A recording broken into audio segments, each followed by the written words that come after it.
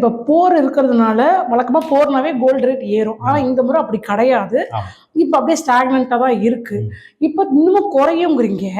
இன்னும் எவ்வளவு நாளைக்கு இந்த விலை இப்படியே இருக்கும்? எவ்வளவு குறைய வாய்ப்பு இருக்குங்க சார்? புதிய எதிர்மறையான செய்திகள் வந்தால் மட்டுமே தங்கத்திற்கான மேல் நோக்கி செல்வதற்கான காரணங்கள் இருக்கக்கூடும். அப்படி என்றால் இன்றைய சூழலில் அப்படிப்பட்ட காரணங்கள் எதுவுமே இல்லை. அப்படிப்பட்ட ஒரே ஒரு காரணம் என்ன இருக்கிறது என்று பார்த்தால், ஒன்று அமெரிக்க ஃபெடரலானது தனது வட்டி விகிதத்தை குறைக்க வேண்டும். இந்த வட்டி விகிதம் குறைத்தால் தங்கத்துக்கான ஒரு பாசிட்டிவ் நியூஸாக நான் பார்க்கிறேன். ஆனால் இப்போதைய காலகட்டத்தில் இந்த எரிபொருள் மீதான பணவீக்கம் அதிகரிக்கக்கூடிய ஒரு காலகட்டத்தில் நிச்சயமாக இந்த வட்டி விகிதங்கள் வரக்கூடிய ஏப்ரல் 28, 29 ஆகிய 2 தினங்களில் எஃப்ஓஎம்சி கூட்டம் வந்து அமெரிக்காவில் நடைபெற இருக்கிறது. இந்த கூட்டத்தில் பெரும்பாலானுடைய கணிப்பு வட்டி விகிதங்கள் எந்த விதமான மாற்றமும் செய்யப்படாது என்று ஒரு நிலைப்பாடு தான் அமெரிக்க ஃபெடரல் எடுக்கும் என்று எதிர்பார்க்கப்படுகிறது.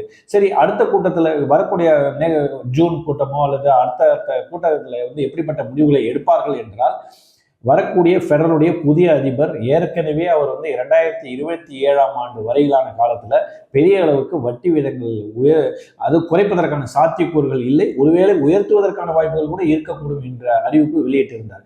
இது நிச்சயமாக தங்கத்துக்கான எதிர்மறையான செய்தியாக நான் பார்க்கின்றேன். ஸோ ஆக மொத்தத்தில் பார்க்கும்போது வட்டி விகிதத்துக்கும் தங்கத்துக்கும் ஒரு தொடர்பு இருக்கிறது. ஆக வட்டி விகிதம் குறைந்தால் தங்கத்துக்கு பாசிட்டிவ், வட்டி விகிதம் அதிகரித்தால் நிச்சயமாக தங்கம் விலை குறைவதற்கான வாய்ப்புகள் இருக்கின்றன.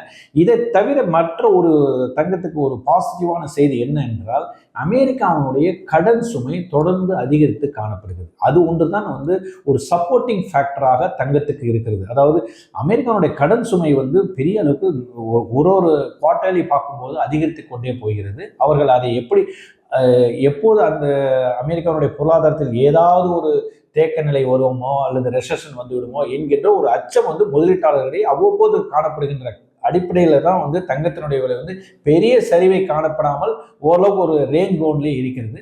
ஸோ இந்த 2 நிகழ்வுகள், நான் குறிப்பிட்ட 2 நிகழ்வுகள் அடிப்படையில் தான் தங்கத்தினுடைய போக்கு இருக்கும். புதிய உச்சம் செல்வதற்கான வாய்ப்புகள் அறவே இல்லை என்று தான் நான் கருதுகிறேன்.